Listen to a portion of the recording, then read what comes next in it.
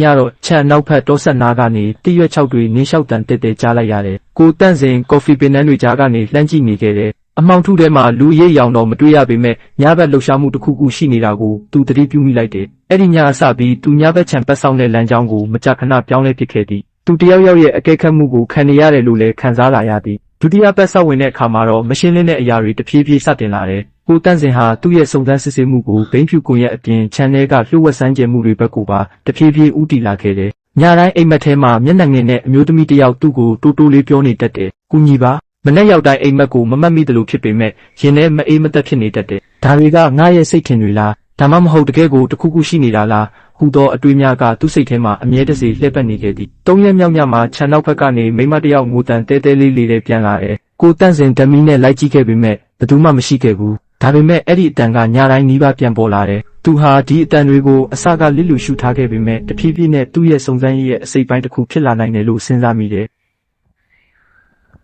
ညတညခြံလေလမ်းမှာလှည့်လည်ဆောင်နေတော့သူရုတ်တရက်တယောက်နောက်ကနေကြည့်နေတယ်လို့ပြင်းပြင်းထန်ထန်ခံစားလိုက်ရတယ်။လှမ်းကြည့်လိုက်တော့ဘယ်သူမှမရှိ။ဒါပေမဲ့ကော်ဖီပင်နှန်းတွေကြားမှာအရွက်တွေမတိုက်ဘဲတနေရာထဲလှုပ်သွားတယ်။အဲ့ဒီညစပြီးသူ့စိတ်ထဲတန်တရားဝင်လာတယ်။ဒီခြံကြီးမှာသူတိထားတဲ့ဘိန်းဖြူကွန်ရက်အပြင်တခြားလှုပ်ဝက်ချက်တွေရှိနေနိုင်တယ်လို့သူယုံကြည်လာခဲ့တယ်။ကိုတန့်စင်အေဂျင့်တယောက်အနေဖြင့်အခြေအနေကိုပိုမိုအလေးထားလာပြီးသူ့ရဲ့လှုပ်ရှားမှုတိုင်းကိုပိုသတိထားလာခဲ့သည်။ကိုမြင့်လွင်သည်ညစဉ်ကိုတန့်စင်၏လှုပ်ရှားမှုများကိုသူ၏လူများဖြင့်ခိုးကြောင်ခိုးဝက်စောင့်ကြည့်ခိုင်းထားခဲ့သည်။ကိုတန့်စင်အိပ်ပျော်နေချိန်များတွင်သူ၏အခန်းကိုပင်ဝင်ရောက်စစ်ဆေးမှုများပြုလုပ်စေခဲ့သည်။ကိုတန့်စင်၏အမူအရာများပြောင်းလဲလာသည်ကိုသူသတိထားမိလာသည်။နောက်မနက်ကိုတန့်စင်ကိုမြင့်လွင်ကိုဖုံးဆက်မိလိုက်တယ်။ဦးရေညတိုင်းအတန်တွေကြားနေရတယ်။ဖုံးဘက်ကခဏတိတ်သွားတယ်။ကိုမြင့်လွင်ရဲ့အတန်ကအနှဲငယ်မှသွားပြီးလေတန်းတွေပါကွာမင်းအလုပ်ကိုပဲလုပ်ပါလို့အတန်ကမြ мян ဆဆန်ဖျက်ချလိုက်တယ်လို့ဖြစ်နေတယ်ဖုံးချပြီးနောက်ကိုမြင့်လွင်စိတ်ထဲမှာကိုတန့်စင်ကိုပို့ပြီးတန်တရားဝင်လာခဲ့တယ်ဒီကောင်လေးကသူ့ချန်နယ်ကအကြောင်းတွေကိုစိတ်ဝင်စားနေပုံရတယ်လို့သူတွေးလိုက်တယ်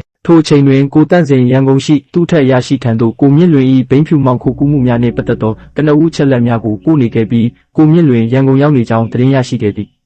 နောက်ရက်တွေမှာသူရွာထဲကလူကြီးတွေကိုမတိမတာစုံစမ်းတယ်လူအများစုကမျက်လုံးရှောင်ကြတယ်စကားလဲကြတယ်မကြားချင်တယ်လို့လုပ်ကြတယ်ဒါပေမဲ့အရင်ခြံဆောင်ဟောင်းတယောက်ရှိတယ်ဆိုတဲ့စကားကိုသူကြားလာတယ်ကိုတန့်စင်ချက်ချင်းမသွားသေးဘူးသူ့ရဲ့ဘိန်းဖြူမောင်ခိုကူးမှုမရှင်အတွက်အချက်လက်တွေစုဆောင်းနေစေမှုနောက်ထပ်တစ်ပတ်စောင့်ကြည့်နေခဲ့တယ်ဒီတစ်ပတ်အတွင်းသူဟာကိုမြင့်လွင်ရဲ့လှုပ်ဝက်လှုပ်ရှားမှုတွေကိုပိုပြီးအနီးကပ်ထောက်လှမ်းခဲ့တယ်ညတိုင်းခြံနောက်ဖက်တောဆက်နာကမထင်ရှားတဲ့လမ်းကြောင်းတွေအတိုင်းကားတွေဝင်လာပြီးမနက်မိုးမလင်းခင်ပြန်ထွက်သွားတာတွေကိုသူမျက်ခြေမပြတ်မှတ်တမ်းတင်ခဲ့တယ်အဲ့ဒီကားတွေကနေအထုပ်ကြီးတွေတည်ယူတာကိုလည်းသူမြင်ခဲ့ရတယ်။ဤမြင်ကွင်းများသည့်ဘိန်းဖြူမောင်ခိုကူးမှုအတွက်ခိုင်မာသောအထောက်အထားများဖြစ်ကြောင်းကိုတန့်စင်တေချာပေါက်သိနေခဲ့ပြီးဤလှုပ်ရှားမှုများကိုတပ်ပုံဗီဒီယိုများရိုက်ကူးကမှတ်တမ်းတင်